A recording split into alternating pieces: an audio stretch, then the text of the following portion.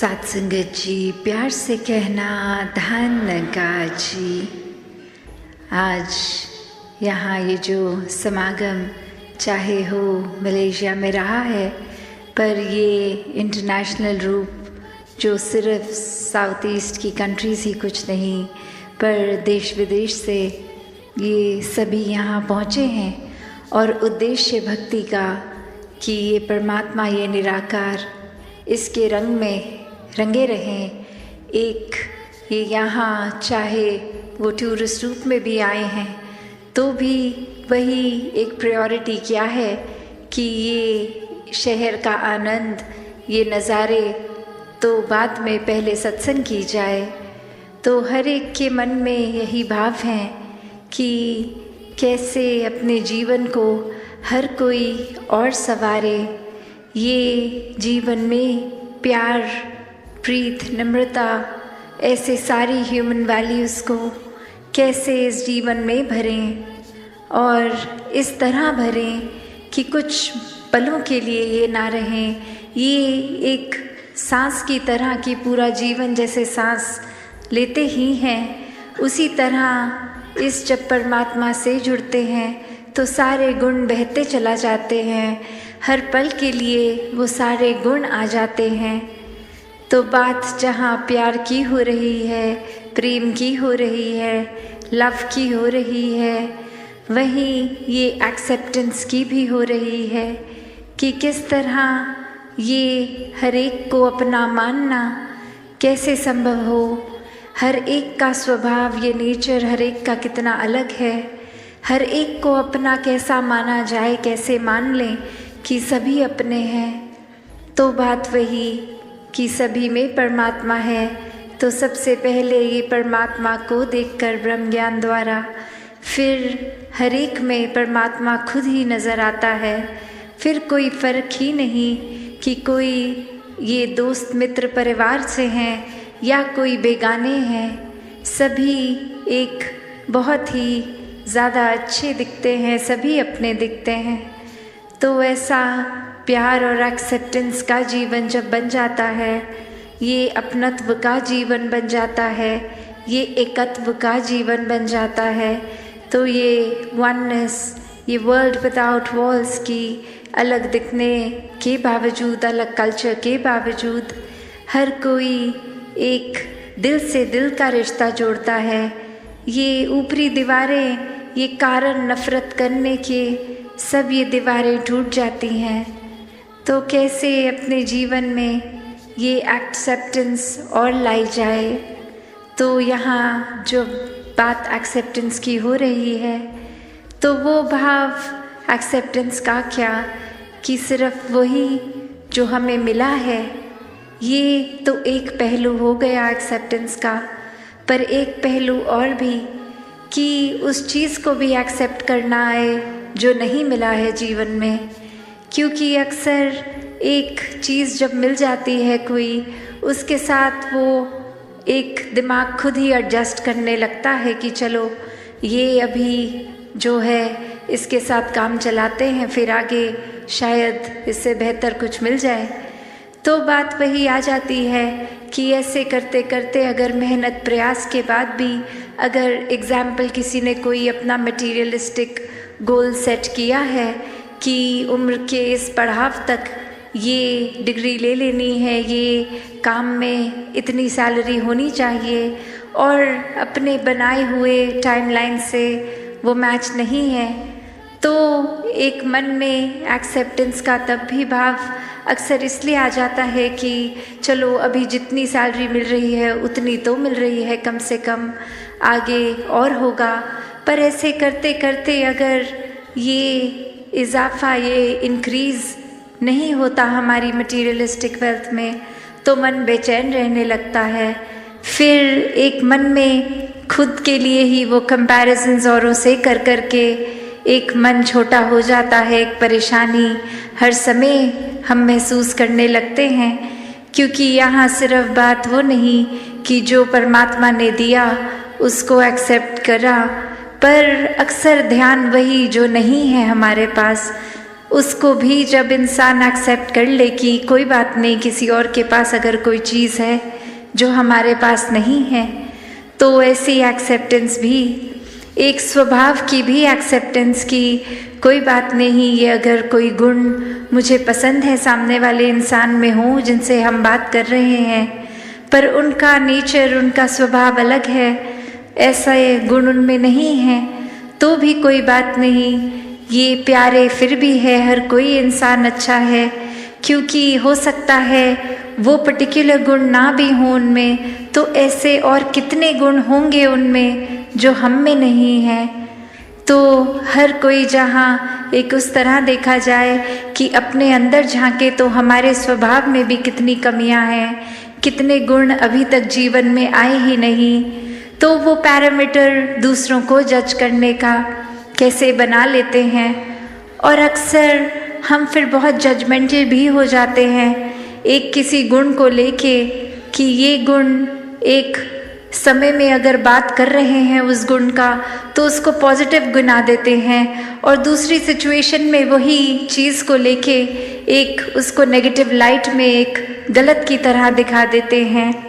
तो ऐसी ही एक कहानी कि एक इंसान किसी के घर जाता है और बोलता है कि हम ट्रैवल कर रहे थे, आपके घर में आपकी बेटी की भी शादी थी और आपके बेटे की भी शादी थी, तो घर में 2-2 शादियां हम अटेंड नहीं कर पाए, हम ट्रैवल कर रहे थे, तो अब ये कंग्रेचुलेशंस हमारी एक्सेप्ट करें और हमको बताइए कि आपकी बेटी एक अलग घर में गई तो वो एडजस्ट अच्छे से हो गया, वहाँ नया शहर था, और ये घर में भी जब बहू आई है तो घर में भी आपके इस रूप में एडजस्टमेंट हो गई, बच्चे खुश हैं।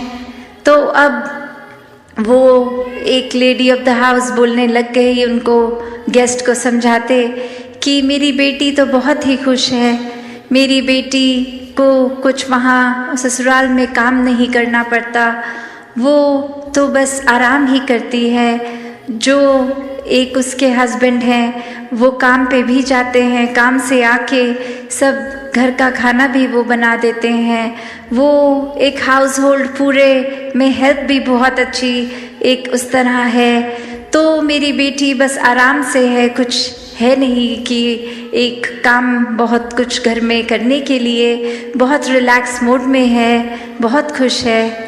और अभी जब वो अपने बेटे के ऊपर बात लेके आ रहे हैं तो यही बात रखते हुए कह रहे हैं, पर मेरा बेटा जब से उसकी शादी हुई है पता नहीं उसको क्या हो गया है, ये मेरी बहू को तो रेस्ट करने को बोल देता है और खुद ही घर के काम सारे कर लेता है और सारा कुछ खुद ही करता है, उसको कुछ करने नहीं देता। तो अब ये सुनने वाला भी एकदम हैरान कि जब यही क्वालिटी एक हस्बैंड में अपनी बेटी के एंगल से आप गिनवा रहे थे तो वो एक बहुत अच्छी क्वालिटी की तरह बता रहे थे कि आपकी बेटी घर में रिलैक्स करती है, पर अब सेम बात आपकी बहू अगर कर रही है तो ये एक्सेप्टेंस कहाँ गई? फिर बात वही कि ये फ़र्क कर दिया बेटी और बहू में, क्योंकि बेटी को अपना माना, बहू को अभी तक अपना नहीं माना। तो बात वही कि अक्सर बहुत अलग अलग एक पहलू होते हैं एक्सेप्टेंस के, और वो अपने आप ही स्वाभाविक हो जाता है एक्सेप्ट करने का जब ये बेस, ये कॉमन फैक्टर, ये प्यार हो। तो जब तक जीवन में प्रेम नहीं है कुछ भी फिर स्वाभाविक नहीं हो पाता। वो कुछ भी इम्प्लीमेंट करना है तो वो एक प्लान की तरह इम्प्लीमेंट होता है, बहुत नेचुरल फ्लो में नहीं हो पाता। पर जैसे ही जीवन में प्यार आता है वो फिर प्यार अनकंडीशनल लव बन जाता है। ये परमात्मा के प्रति भी प्रेमा भक्ति का रूप लेता है, और जिसको एक बार वाक्य ही इस परमात्मा से असली रूप में प्रेम है तो हर एक से ही प्रेम है। फिर कोई भेदभाव नहीं, फिर कोई भी फर्क नहीं कि कैसे ये इंसान तो इस कैटेगरी में है या हमारे हिसाब से ये अलग अलग डिविजन्स फिर वो दिमाग कोई भी वजह से कोई बायसनेस नहीं करता। फिर एक ही ये नज़रिया जाता है कि हर एक से बहुत कुछ है सीखने के लिए, कि there so much to learn from everyone. तो बात वही कि अपने अंदर झांकने की, ये इंट्रोस्पेक्शन की बात है कि हर कुछ इस संसार में बहुत अच्छा चल रहा है, पर हमारा नज़रिया क्या है? क्या हम उस तरह के इंसान बन गए हैं कि एक परफेक्ट सिचुएशन में भी इम्परफेक्शन ढूंढते हैं, एक सही चीज़ जो चल रही है उसमें भी कमियां निकालने वाला नज़रिया बन गया है? या फिर हमारा नज़रिया वही बात जैसे बोलते हैं every cloud has a silver lining, कि चाहे कितना भी अंधेरा हो, सिचुएशन कितनी भी एक डल है, एक अंधकारमयी है, पर उसमें भी वो आशा की रोशनी की किरण दिखती है। तो बात वही कि ये नज़रिया हमारा कैसा है, और फिर हर बार जब भी ऐसे पल आते हैं तो नज़रिया क्या होता है? क्या हम हर बार एक पॉजिटिव्स देखने की बजाय नेगेटिव्स इसलिए देखते हैं और उसको एक एक्सक्यूज़ बोल देते हैं कि दिस इज़ माय नेचर, ये मेरा स्वभाव है, मैं पॉजिटिव नहीं देख पाता, मैं सिर्फ नेगेटिव देखता हूँ। तो बात वही कि स्वभाव, ये नेचर, ये रोज़मर्रा की आदतें कोई ऐसी नहीं हैं जो कभी बदली नहीं जा सकती। These are ever changing. इनको हम थोड़ा सा मेहनत करके, एक काम करके ये हैबिट्स को, एक थॉट प्रोसेस को, एक पॉइंट ऑफ व्यू को बदल सकते हैं। तो ये भी कोई एक्सक्यूज़ की तरह नहीं कि अगर हम बहुत नेगेटिव सोच रखते हैं तो वो सोच हमारा स्वभाव है। नहीं, हम किसी समय भी इस पॉजिटिव के साथ, जो हमेशा ये परमात्मा, ये निराकार, जो भी नाम से हम बुला लें, अल्लाह हो, भगवान हो, जो भी नाम दें, ये सच है, यही सत्य है, यही कायम दायम है, इसी से हर चीज़ का उत्पन्न है। तो जब इस पॉजिटिव के साथ ये हर जगह जो स्टेशनरी है, बिल्कुल कहीं अपनी जगह से नहीं हिलता, ये परमात्मा से जब जोड़ लेते हैं खुद को, तो मन में खुद ब खुद स्थिरता आ जाती है। मन बहुत ही हर पॉइंट पे, जीवन के हर पल में एक बहुत सहज हो जाता है। फिर एक किसी और की वजह से अपना मन नहीं खराब होता, एक खुद ही बेनिफिट ऑफ द डाउट दूसरे को देने के लिए मन एक खुद ही सोच लेता है कि शायद दूसरे इंसान का आज अच्छा दिन नहीं जा रहा होगा, इसलिए फ्रस्ट्रेशन में आके कुछ हमें गलत बोल दिया। ना कि कैसे ही किसी ने कुछ गलत बोला, उसी समय उनसे भी ज़्यादा कड़वे वचन आगे से सुना दिए। तो बात वही कि हर सिचुएशन में ये रिएक्शन तो हमारे हाथ में ही है। और एक टेम्पररी अगर हमने क्वालिटीज़, ये ह्यूमन वैल्यूज़ टेम्पररी सीखी हूँ कि बस अभी कहीं जा रहे हैं, 10-15 लोगों से मुलाकात होगी तो we have to be on the best behaviour, तो वो एक छोटे देर के लिए एक अपने आप को अच्छा प्रदर्शित करने के लिए कि और लोग हमें पसंद करें, सिर्फ उस वजह से अच्छाई अगर रखेंगे तो बहुत वो लिमिटेड टाइम के लिए होगी और वो थोड़ी अननेचुरल भी है।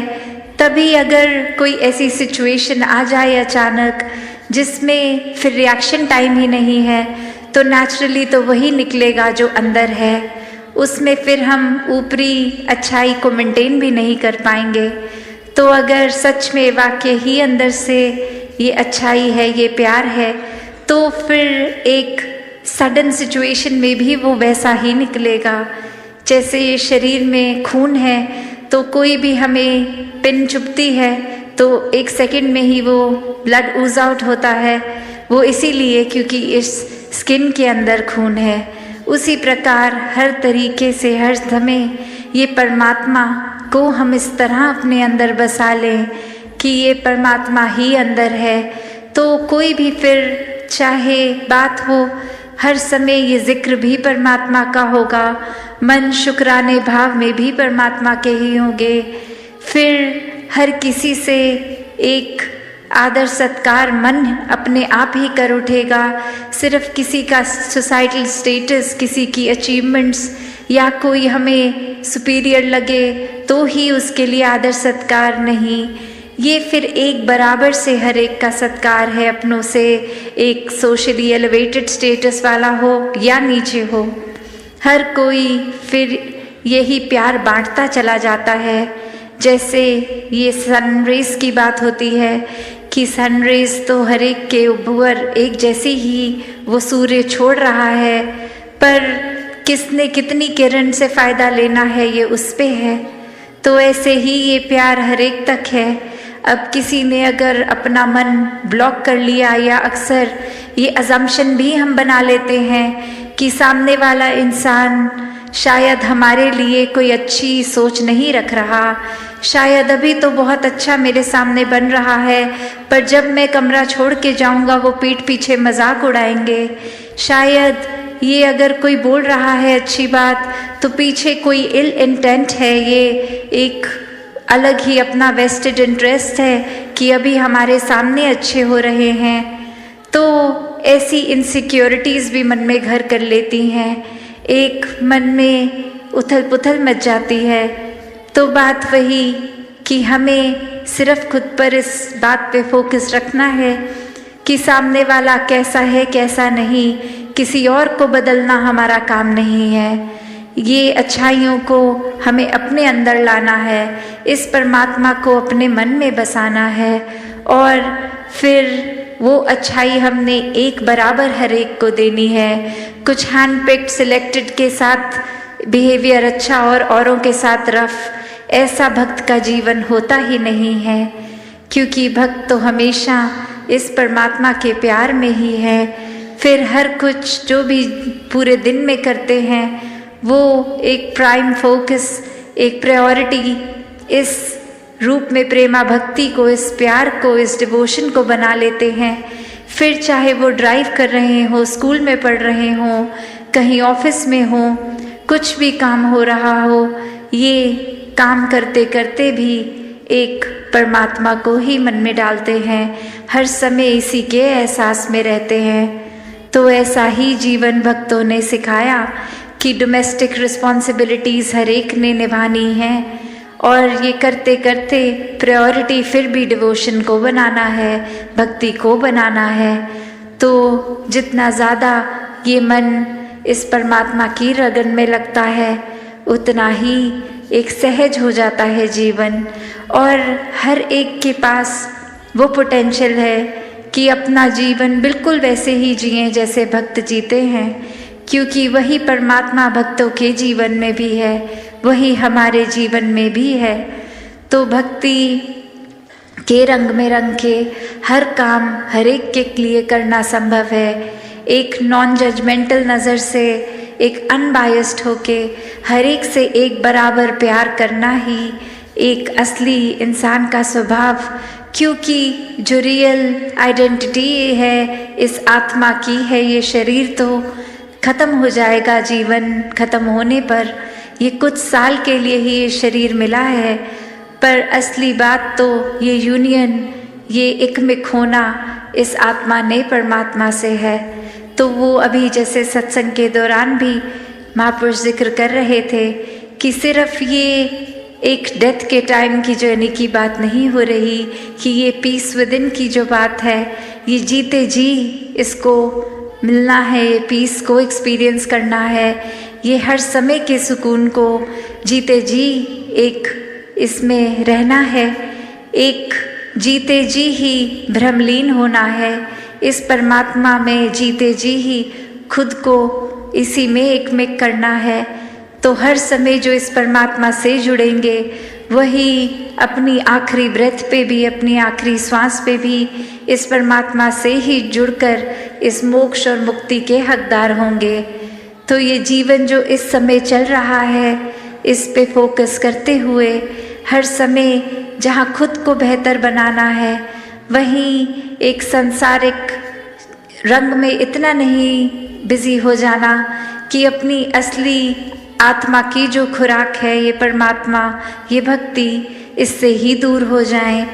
तो हर समय जहाँ ये भक्ति करते चले जाएं, तभी सेवा सुमिरन और सत्संग पे इतना एक बार बार जिक्र भी आता है कि जीवन में ये रिमाइंडर्स की तरह है हर समय, और कनेक्शन ज़्यादा स्ट्रॉन्ग निराकार से इस्टेब्लिश करने के लिए कि ये सेवा सिर्फ अपनों की नहीं, ये पूरे संसार के लिए हो।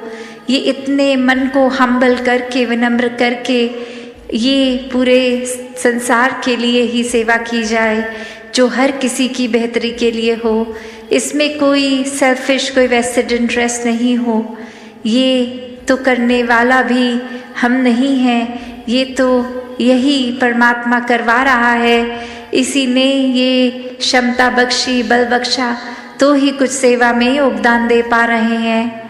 तो ऐसे ही सुमिरन मन से इस परमात्मा के एहसास में रहना है, और सत्संग में भी संतों से मिलके ये अच्छे वचनों को सुनकर लाइफ में इम्प्लीमेंट करना है। तो ऐसे ही जीवन भक्ति का हर एक तक बनता जाए, ताकि सिर्फ अपने जीवन के अंदर हम ये पॉजिटिव बदलाव ही नहीं, ये एक रिपल इफेक्ट हो के, जैसे पानी में एक स्थिर पानी में पत्थर मारते हैं तो कैसे वो थोड़ा थोड़ा आगे एक बड़ा दायरा और बड़ा दायरा बनता जाता है, तो ऐसा ही फिर वो रूप पूरे संसार का हो जाए। तो ऐसे ही भावों को हमने रखकर ये संसार जो बहुत खूबसूरत है, इसको और खूबसूरत भी बनाना है। चाहे वो सोशली भी एक रिस्पॉन्सिबिलिटी है हमारी कि वो एक कचरा नहीं बचाना, पानी को कंजर्व करना है इत्यादि, जो भी अच्छी बातें हैं उनको तो अपने लाइफस्टाइल में डालना ही है, पर मन को भी साफ रखना है। क्योंकि ये जो पोल्यूशन है, चाहे वो उस एयर में हो जो हम ब्रीथ कर रहे हैं, या हमारे दिलों में एक वो पोल्यूशन दूसरे को देखने का नज़रिया में वो मिट्टी, कालक, वो भी किसी तरह की भी पोल्यूशन फ़ायदा नहीं देती, इसने तो नुकसान ही करना है। तो जहाँ अंदर से खुद को साफ रखना है, इस मन में परमात्मा को हर समय के लिए बसाना है, वहीं अपने बाहरली ये आउटर लाइफ में भी ये हमने ऐसे ही जीवन को जीते चला जाना है। तो आज इस समागम में जहाँ सभी दूर दूर से भी आए, और ये कल का भी रूप सभी ने होना है, तो दासी आज और लंबा ना बोलते हुए इन्हीं शब्दों से आपसे आज्ञा लेगी। सात संगत जी, धन्यवाद जी। सात संगत जी, प्रेम से कहना,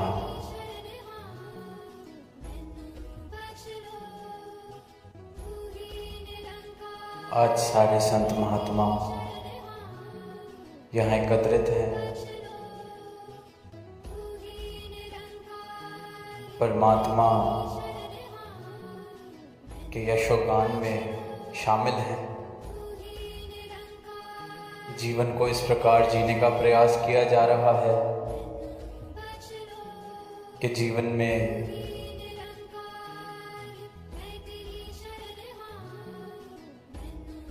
वैर नफरत की आग की जगह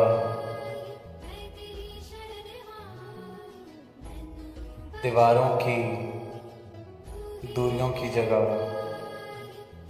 प्रेम वाले भाव, आनंद से युक्त हो ये जीवन।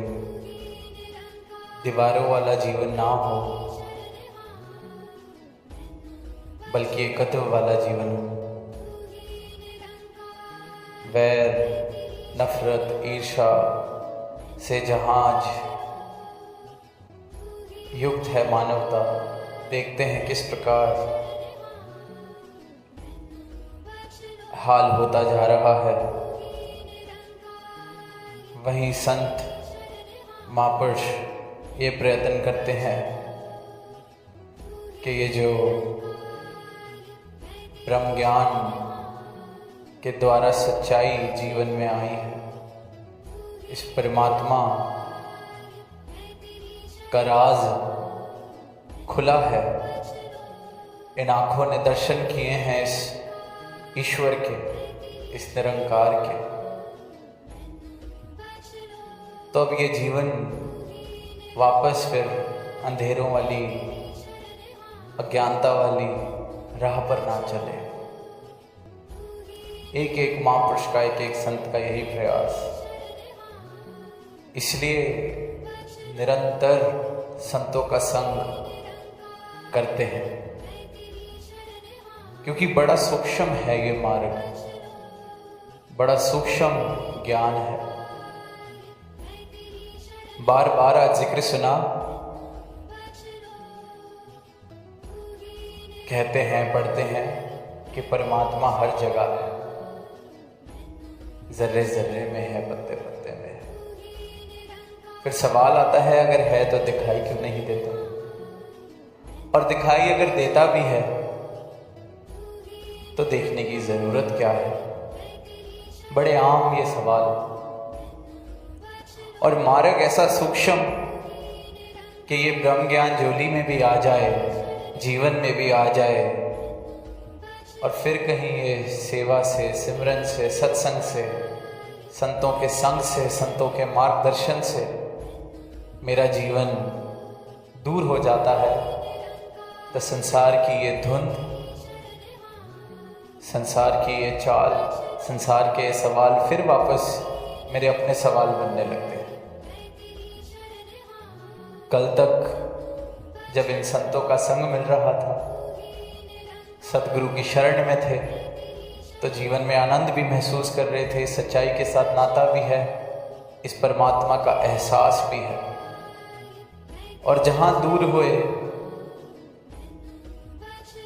जरा दूरी बनी, जरा संसार हावी हुआ, जरा विचलित हुए संसार में इस सच्चाई से बेमुख होके, तो फिर वही धुन, फिर वही मैल। इसलिए इतना सूक्ष्म है, नजर आने के बाद भी नजर नहीं आता, क्योंकि मेरी मैं एक क्षण लगाती है वापस आने में। और जहां जिसने पूर्ण रूप से समर्पण कर दिया, पूर्ण रूप से अपनी मैं को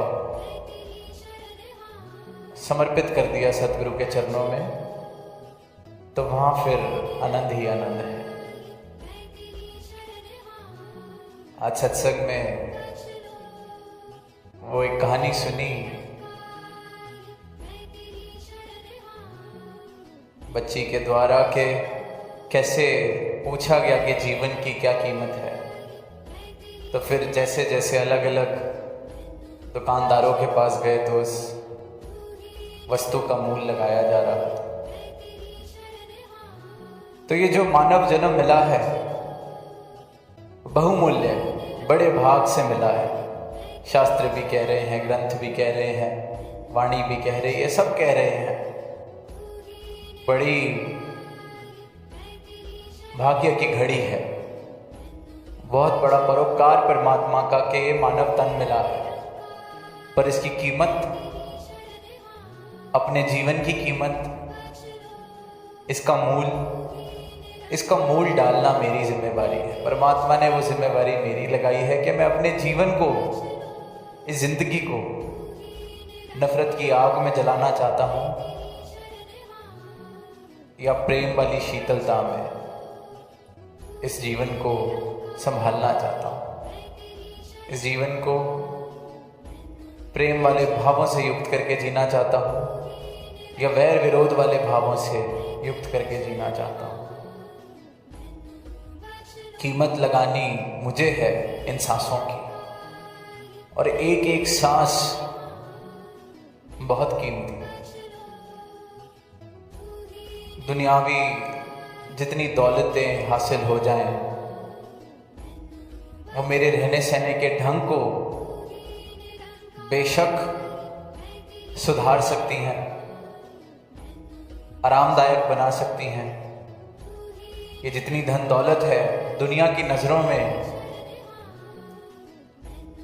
मुझे ऊंचाइयां प्राप्त करा सकती हैं, क्योंकि अक्सर संसार में पदवी, दौलत, यश, इस प्रकार की जो अवस्था या चीज़ें जो हासिल कर लेता है, दुनिया उसका सत्कार करती है, उसको ऊंचा मानती है, क्योंकि सारी दुनिया भी इसी प्रयास में है कि दौलत मिल जाए, यश मिल जाए। तो जो पा लेता है उसके आगे झुकने लगते हैं। पर जिसने पा लिया है उसके जीवन का भी मूल अगर देखें तो क्या ये प्राप्तियों के बाद मूल डल गया? क्या इन प्राप्तियों के बाद आनंद आ गया है? क्या इन प्राप्तियों के बाद सारे मसले हल हो गए हैं? कोई बहुत बड़ी पदवी मिल गई, धन दौलत जितनी सोची जा सकती है उससे भी ज्यादा मिल गई, यश हो गया, तो क्या आनंद आ गया? क्या वो मीरा वाली अवस्था बन गई कि नाच रहे हैं, गा रहे हैं?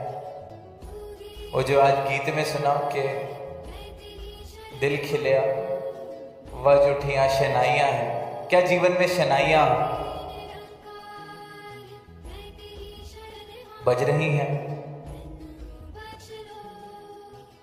या फिर वही तनाव का शोर है, अहंकार का शोर है,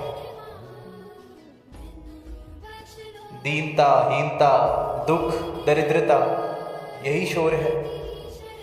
जितना जितना मिल रहा है उतना उतना अमीर होने की जगह इंसान और गरीब होता जा रहा है। सबकी अवस्था।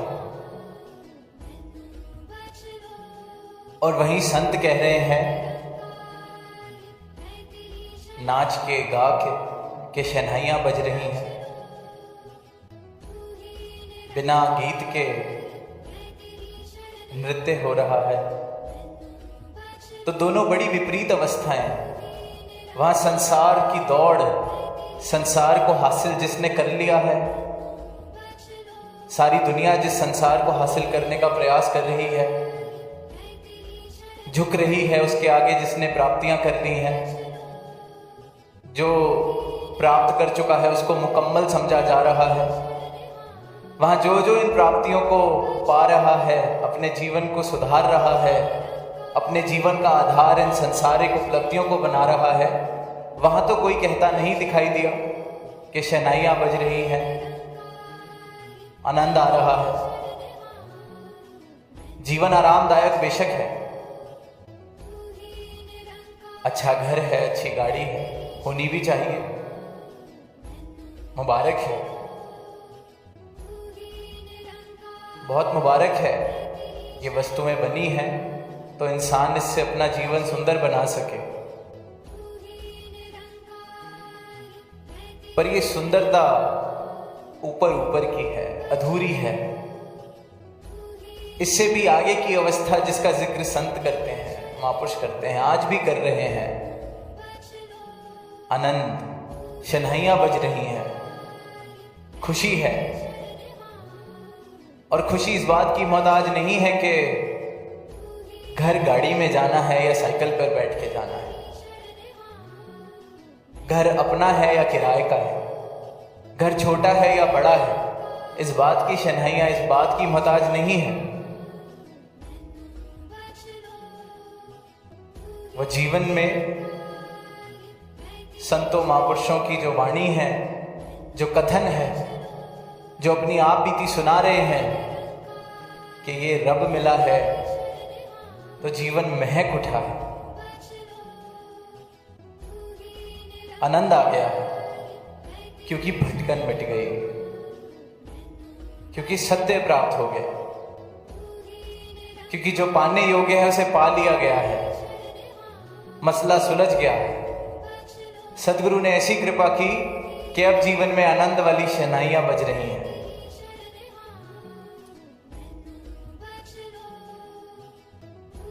हरदेव वाणी की जो पंक्तियां हैं कि गुरु के सुर में अपने सुर भी मिल जाए तो भक्ति है। तो जो गुरु का सुर है वो आनंद वाला है, वो शहनाइयों वाला है, वो संगीत वाला है, वो उसकी महक जो है प्रेम वाली है, प्रेम वाला संगीत है, शहनाई। अगर मेरे जीवन में नहीं है वो इसलिए क्योंकि मेरे जीवन में अपना शोर है, अपनी मैं का शोर है, वरना ये परमात्मा की जो शहनाइयाँ हैं ये तो निरंतर बज रही हैं, आनंद है निरंतर बरस रहा है। मैं उससे अपना जीवन युक्त नहीं कर पा रहा क्योंकि मेरे सुर अभी मैं वाले हैं, मेरे सुर अहंकार वाले हैं, मेरे सुर शोर वाले हैं। तो गुरु के सुर से मेरे सुर अभी तक मिले नहीं, इसलिए जीवन में शोर है। शहनाई वाला सुर जो है, आनंद वाला सुर जो है, उससे मैंने अपने जीवन को नहीं मिलाया है। जीवन में मैं प्राथमिकता ले चुकी है, इस कदर ले चुकी है कि शोर ही शोर है। और सुर में सुर मिल जाने का मतलब क्या है? यही तो समर्पण है कि इसने जो दिया वो पूर्ण है, इसने जो दिया उसके लिए शुक्राना है। मैंने मेहनत की, जिस चीज के लिए मेहनत की, मेहनत कर रहा हूं तो इसकी कृपा। मेहनत कर पा रहे हैं, तैयारी कर पा रहे हैं किसी मुकाम पर पहुंचने की, इसकी कृपा। तो इससे सुर मिले हुए हैं कि तू मेहनत करा रहा है तो हम कर पा रहे हैं। तो इस मेहनत के दौरान भी शहनाइयां बज रही हैं क्योंकि सुर गुरु के सुर से मिले हैं। और गुरु ने क्या बताया है?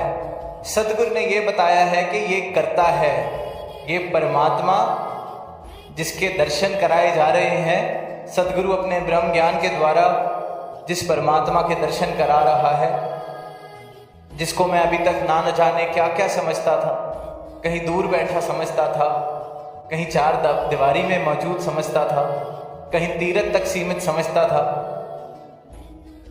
इसके तत्व रूप से सदगुरु अपने ब्रह्म ज्ञान द्वारा दर्शन कराते हैं। फिर मैं देख रहा हूं जर्रे जर्रे में इस परमात्मा को। देख लिया है, सारे भ्रम खत्म हो गए। जो भ्रम थे कि शायद परमात्मा कुछ विधियों से मिलता है, कुछ तप त्याग से मिलता है, किसी तीर्थ पर जाकर मिलता है, किसी मूर्त के आगे झुककर मिलता है, सारे भ्रम खत्म, तत्व रूप से दर्शन कराए गए। और फिर ये बताया गया कि इस परमात्मा के दर्शन जो तुम्हें हो रहे हैं, यही परमात्मा करता है, जगत विधाता है, इसके हुक्म में सब हो रहा है, ये करता है। तो खुद को कर्ता मानना छोड़ दे, समर्पित हो जा। ये जिस कर्ता के दर्शन कराए जा रहे हैं, इसे सब कुछ मान लेता है संत, जान लेता है कि यही सब कुछ है, यही करता है। तो ये है गुरु का सुर। और फिर जब इस सुर में मेरे सुर मिल गए, मैं भी इस कर्ता को ही कर्ता जान रहा हूं, तो तू करता है जगत, तू सबका आधार। तो मेहनत कर रहा हूं क्योंकि तू करता है, करवा रहा है, तेरी कृपा। जिस मुकाम पे पहुंचने की मेहनत की, पहुंच गए, तो तू करता, तूने पहुंचाया। नहीं पहुंचे तो तू करता, तूने कहीं और पहुंचाना था। तो शहनाइयां बज रही हैं, शहनाइयां निरंतर बज रही हैं। उस मुकाम तक पहुंचने की मोहताज नहीं है फिर वो शहनाई आनंद वाली।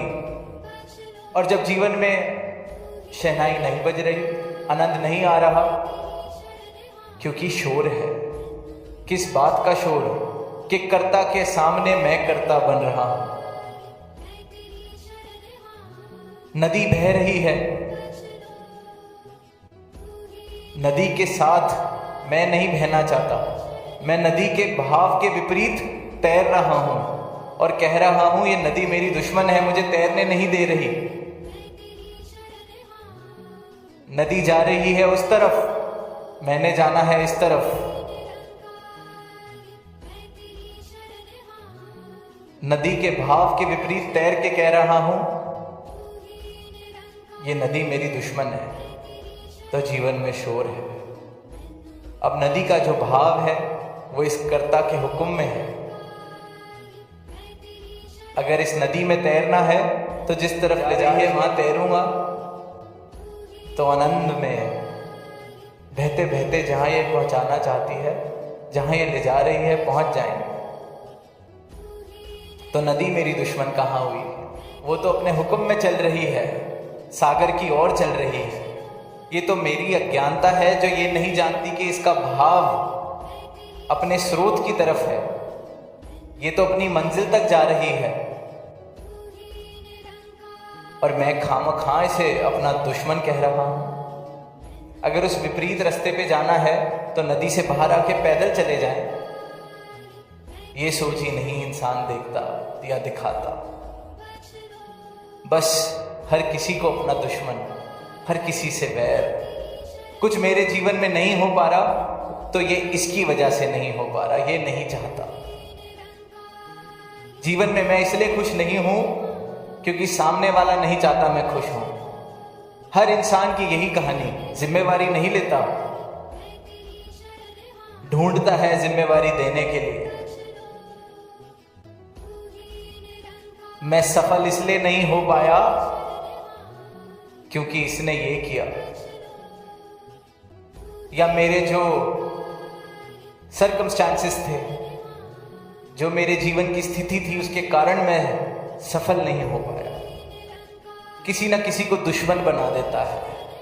जैसे इंसान ने कहा उस कहानी में कि नदी मेरी दुश्मन मुझे तैरने नहीं दे रही, जिम्मेवारी डालने के लिए ढूंढ रहा है, इसलिए शोर मचता है। इसने गलत किया, उसने गलत किया, ये कारण है, इसलिए मैं खुश नहीं हूं, इसलिए मैं खुश नहीं हूं। खुश इंसान इसलिए नहीं है, आनंद में इसलिए नहीं है क्योंकि इस कर्ता के साथ संघर्ष करने का प्रयास कर रहा है। जिस कर्ता ने ये जीवन दिया, ये सांसें जो चला रहा है, इससे संघर्ष करके क्या ही कोई पा लेगा। जीवन में शोर ही शोर होने वाला है, कैसे आनंद वाली शहनाई बजेगी? वो तो तभी बज सकती है, तभी सुनाई दे सकती है जब अपनी मैं वाले सुर खत्म हो जाए। तूने देना था, तूने दिया, तेरा शुक्राना।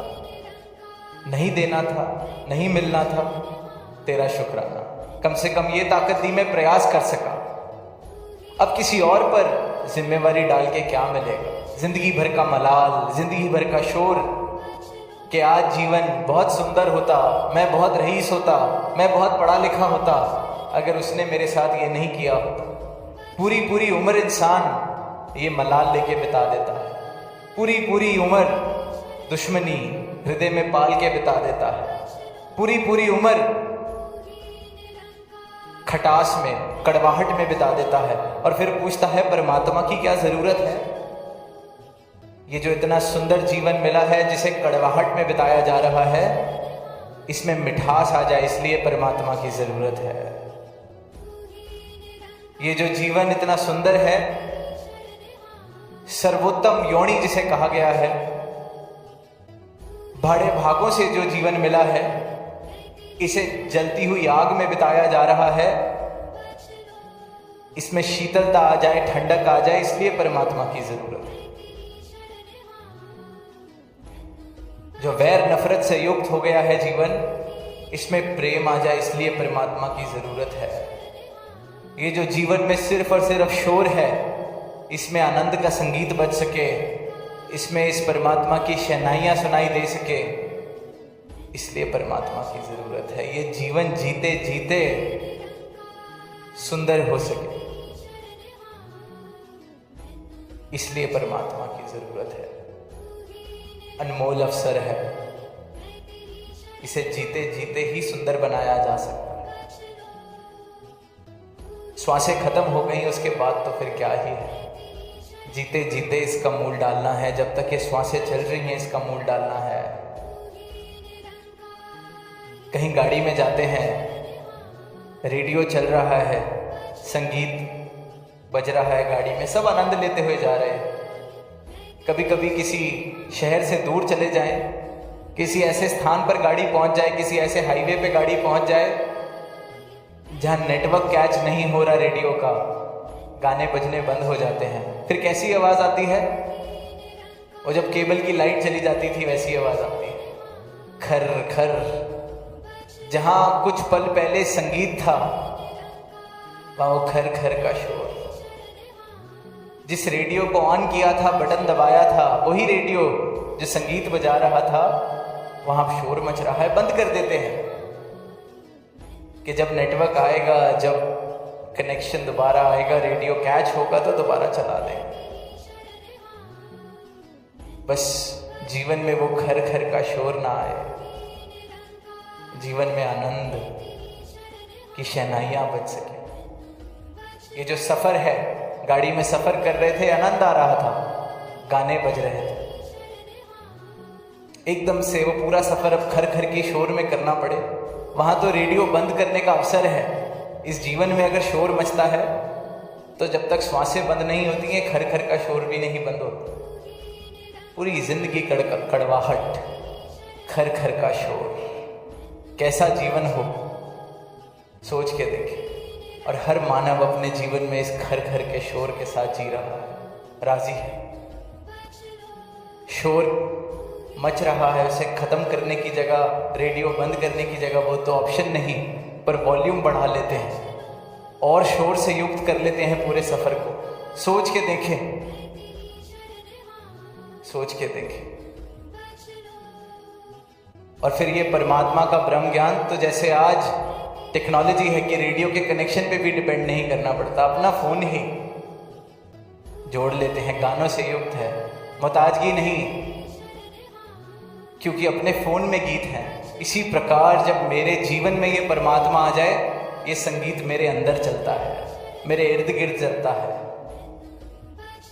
कनेक्शन हमेशा बना हुआ है इस स्रोत के साथ, इस आनंद के स्रोत के साथ। ये जो शहनाई बजा रहा है, मैंने अपना शोर बंद कर दिया है खर खर का, तो ये आनंद आ रहा है, ये सुनाई दे रहा है। इसलिए परमात्मा की आवश्यकता है कि ये जो सफर है मानव जीवन का, इसे सुंदर बनाया जा सके, इसे शोर में नहीं, इसे संगीत में बिताया जा सके, आनंद में बिताया जा सके, शांति में बिताया जा सके। तो ये सफर है, जलते बलते बिताया जा सकता है या शीतलता में, ठंडक में बिताया जा सकता है। चुनाव हमारा है, क्योंकि ये चुनाव करने की इजाजत भी परमात्मा ने दी है, ये कर्ता ने दी है। तो इस कर्ता को प्राप्त करें और इस कर्ता के संगीत से अपने जीवन को युक्त कर सके, ताकि फिर दिल खिले रहें और ये शहनाइयाँ बजती रहें। ऐसा जीवन हर एक मानव प्राप्त करे। प्रेम से कहना नंद। जो भी होता है अच्छे के लिए होता है। आशा करता हूँ साथ संगत जी निरंकारी की कृपा से आप सभी अच्छे होंगे, स्वस्थ होंगे। साथ संगत जी, आप जी के चरणों में बहुत ही सुंदर प्रेरणादायक कहानी विचार, जिसका विषय है जो भी होता है ठीक होता है और अच्छे के लिए होता है। तो आइए साथ संगत जी जानते हैं इस प्रेरणादायक कहानी के माध्यम से एक निरंकारी दृष्टिकोण के माध्यम से। साथ संगत जी, बहुत बार जीवन में ऐसी घटनाएं होती है जो हमारी समझ से परे होती है। कभी कभी हमें लगता है कि हमारे साथ अन्याय हुआ है या जो हुआ है वह गलत हुआ है, परंतु संतों ने सिखाया है जो भी होता है ठीक होता है, क्योंकि प्रभु की दृष्टि संपूर्ण संसार पर है और वह जो करता है हमारे कल्याण के लिए ही करता है। साथ संगत जी, इस कहानी के मुख्य पात्र है सुरेश, दादी, गुरुजी, श्वेता, अनुज। सुरेश एक साधारण क्लर्क जो बहुत मेहनती लेकिन अधीर है। दादी माँ निरंकारी सत्संगी, शांतचित्त और अनुभव से परिपूर्ण है। गुरुजी सतगुरु, जिनके दर्शन से जीवन की दिशा बदलती है। श्वेता सुरेश की पत्नी, विश्वास और धैर्य का प्रतीक है। अनुज सुरेश का बेटा, जिसकी बीमारी ने पूरे परिवार को बदल कर रख दिया था। साथ संगत जी, सुरेश एक ईमानदार सरकारी कर्मचारी था जिसकी पदोन्नति बार बार रुक रही थी। उसका विश्वास टूटता जा रहा है। घर की आर्थिक स्थिति कमज़ोर होती जा रही है। बेटा अचानक बीमार पड़ जाता है। डॉक्टर कहते हैं कि इलाज संभव है पर खर्च बहुत ज़्यादा होगा इसकी बीमारी को ठीक करने के लिए। सुरेश रोते हुए दादी से कहता है, भगवान ने क्या बिगाड़ा है मेरा? मैं तो ईमानदार हूँ, फिर ऐसा क्यों मेरे साथ हो रहा है? दादी ने मुस्कुराकर कहा, बेटा जो भी होता है ठीक होता है।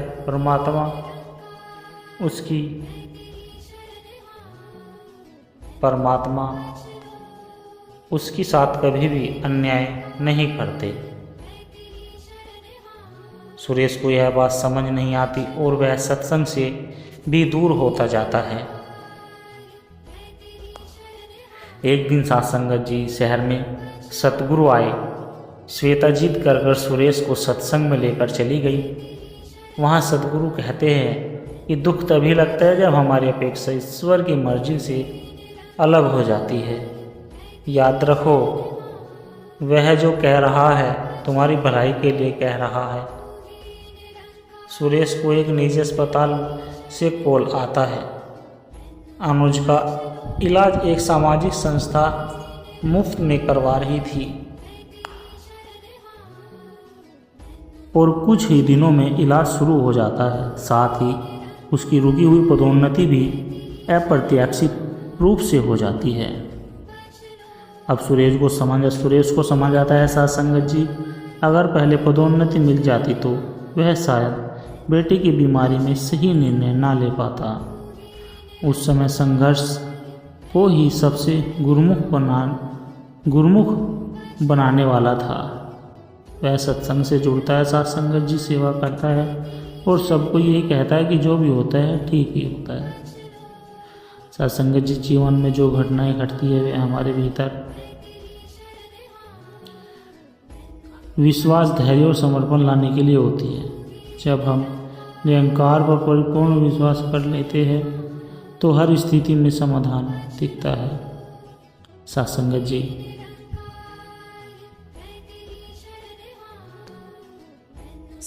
जी आज हमारे साथ है सुरेश जी, जिन्होंने जीवन के कठिन समय में भी यह जाना कि जो भी होता है ठीक ही होता है। सत्संगत जी सुरेश जी का इंटरव्यू होता है, उनसे सवाल जवाब किए जाते हैं, जैसे आपका जीवन बहुत कठिन दौर से गुजरा, उस समय आपको कैसा महसूस हुआ? सुरेश ने जवाब दिया कि उस समय मुझे लगा जैसे भगवान ने मुझे छोड़ दिया हो, लेकिन बाद में समझ आया कि वो ही तो मुझे थामे हुए थे।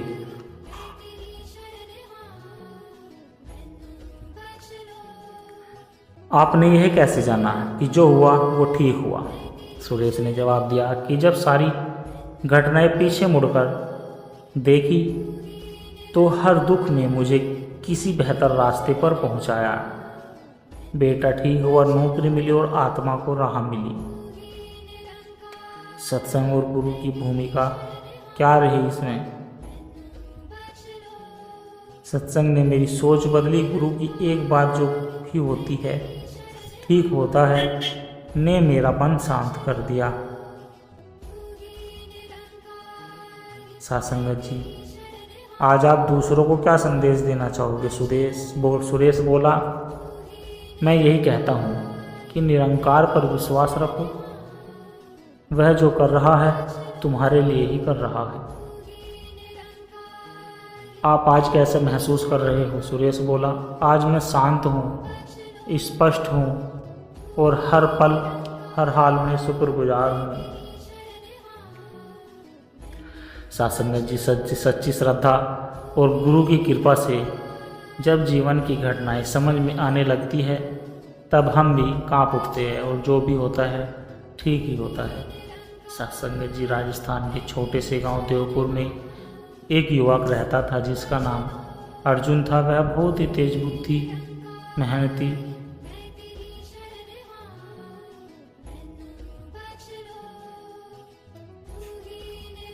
और आत्मविश्वासी। उसने बचपन से ठान रखा था कि वो गांव से निकलकर शहर में बड़े आदमी बनेगा। उसका सपना था सरकारी अफसर बनने का। सत्संगत जी, घर की स्थिति सामान्य थी।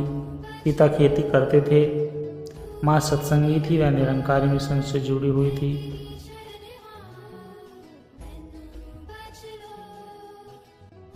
और अक्सर अर्जुन से कहती, बेटा सब कुछ भगवान की मर्जी से होता है, जो भी कुछ होता है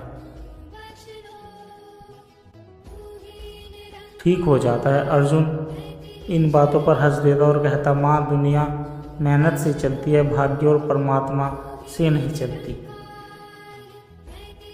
सत्संगत जी, अर्जुन दिन रात पढ़ाई करने लगा, यूपीएससी की तैयारी करने लगा। पहले ही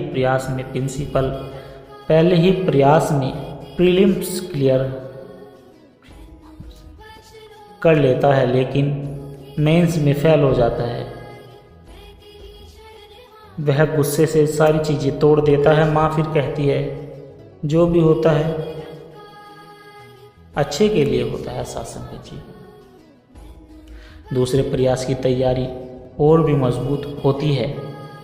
इस बार वह मेंस निकाल लेता है, लेकिन इंटरव्यू से पहले पिता की तबीयत बिगड़ जाती है। अर्जुन को लगा इंटरव्यू छोड़कर गांव आना पड़ेगा। पिता को लकवा हो गया था। अर्जुन का सपना वहीं दम तोड़ देता है। वह अवसाद में चला जाता है। एक दिन माँ उसे ज़बरदस्ती सत्संग में ले जाती है। सत्संग में एक बुजुर्ग बाबा कहते हैं कि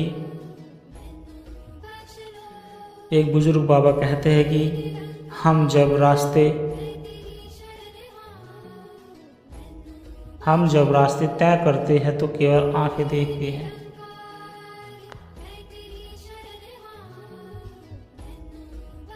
लेकिन निरंकार जब रास्ता देता है तो वह हमारी आत्मा तक देखता है। अर्जुन को यह बात कुछ हद तक सही लगी। वह घर आता है और पहली बार चुपचाप बैठकर ध्यान करता है। सत्संगत जी, समय बीतता गया। अर्जुन अब गांव में ही एक छोटी सी लाइब्रेरी खोल लेता है ताकि गांव के बच्चे भी पढ़ सके। धीरे धीरे वह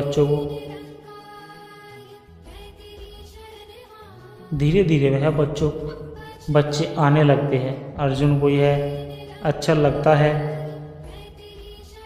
वह मन ही मन सोचता है कि शायद यह मेरा रास्ता होता।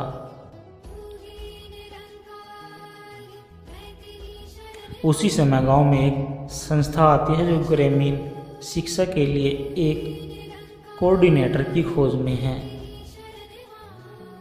अर्जुन का नाम प्रस्ताव होता है, साक्षात्कार होता है और अर्जुन का चयन।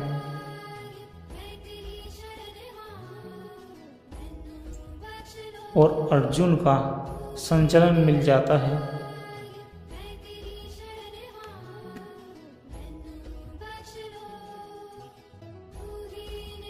अर्जुन अब संतुष्ट है। एक दिन बच्चों से कहता है कि माँ, अगर मैं अफसर बन जाता तो शायद किसी दफ्तर की कुर्सी तोड़ रहा होता, लेकिन अब मैं देखता हूँ कि मेरे हर निर्णय, हर त्याग, हर रुकावट में ईश्वर की योजना होती है। माँ मुस्कुरा कर कहती है, अब समझ आया, जो भी होता है ठीक ही होता है। सत्संगत जी, अर्जुन अब सत्संगों में जाने लगा। वह स्वयं बच्चों को न केवल पढ़ाई बल्कि जीवन की मूल बातें भी सिखाने लगा। जीवन में रुकावटें आती हैं, वे दरअसल दिशा बदलने के संकेत होते। सत्संगत जी, और वह अक्सर यही वाक्य दोहराता है, जो भी होता है ठीक ही होता है, क्योंकि जो होता है वह परमात्मा की योजना में होता है और उस योजना में कोई गलती नहीं होती। सत्संगत जी, इस कहानी के पात्र विवेक, साध्वी माँ, नारायण दादा और रीना। विवेक एक युवक जो जीवन के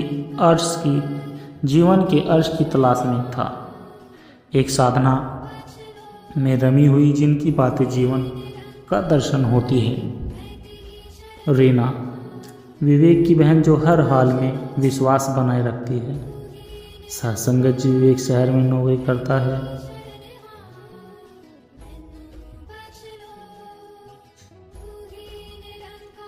सासंगत जी विवेक एक युवा जो जीवन की अर्थ की तलाश में, साध्वी माँ एक साधना में रमी हुई महिला जो आत्मज्ञान की ओर ले जाती है, नारायण दादी गांव के बुजुर्ग जिनकी बातें जीवन का दर्शन होती है, विवेक रीना विवेक की बहन। सासंगत जी विवेक शहर में नौकरी कर रहा है, अच्छी तनख्वाह, सुंदर गाड़ी, घर सब कुछ था, पर मन खाली था। एक दिन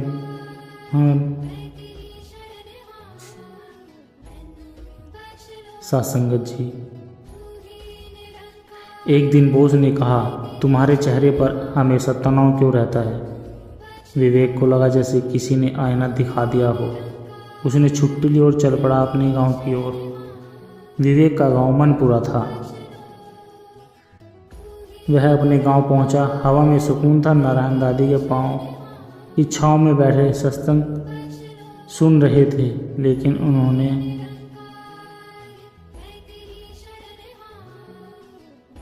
उन्होंने कहा, बेटा शरीर थकता है तो आराम चाहिए और आत्मा थकती है तो संसार और विवेक।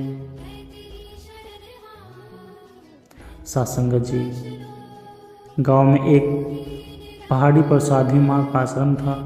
लोग उन्हें देखने दूर दूर से आते थे। विवेक भी गया। विवेक ने पूछा, मैं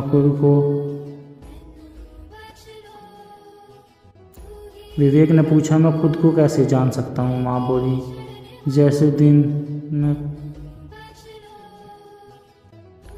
जैसे बूंद अगर समुद्र से अलग है तो वह सीमित है, लेकिन जैसे ही वह समुद्र में मिल जाती है वह असीम और हो जाती है। जैसे ही आत्मा। सासंगत जी विवेक हर दिन ध्यान करने लगा।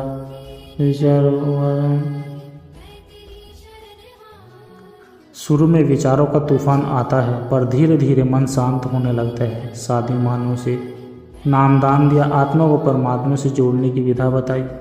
एक दिन सासंगत जी अब विवेक गांव में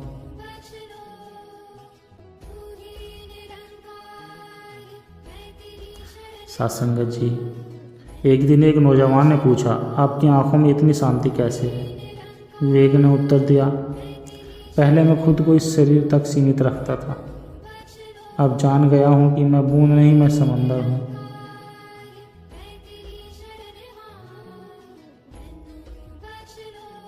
सासंगत जी पहले मैं खुद को इस शरीर तक सीमित मानता था, अब जान गया हूँ कि मैं बूंद नहीं, मैं समंदर का अंश हूँ। और जब तक आत्मसमर्पण नहीं करती वह भटकती रहती है। सासंगत जी सासंगत जी विवेक अब साधक बन चुका था। शांति सेवा और सत्संग उसका जीवन बन चुके थे। रीना उसे देखकर भाव विभोर होती है कि भैया अब आप में जो तेज निकला है। विवेक मुस्कुराकर कहता है, तेज तो निरंकार का है, मैं तो बस उसका माध्यम हूँ। सासंगत जी आत्मा की शांति तब मिलती है जब वह अपने स्रोत परमात्मा से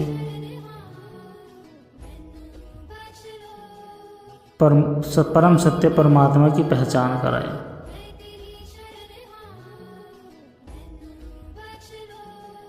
सासंगत जी बूंद जब समंदर से मिल गई तो वह समंदर बन गई। सासंगत जी दास के द्वारा कही गई प्रेरणादायक कहानी विचार यदि आप जी को अच्छे लगे हो तो वीडियो को लाइक करें, शेयर करें और कमेंट बॉक्स में धन निरंकार जी जरूर लिख दें और दास के चैनल को सब्सक्राइब जरूर लिख दें। सासंगत जी प्यार से कहना, धन निरंकार जी।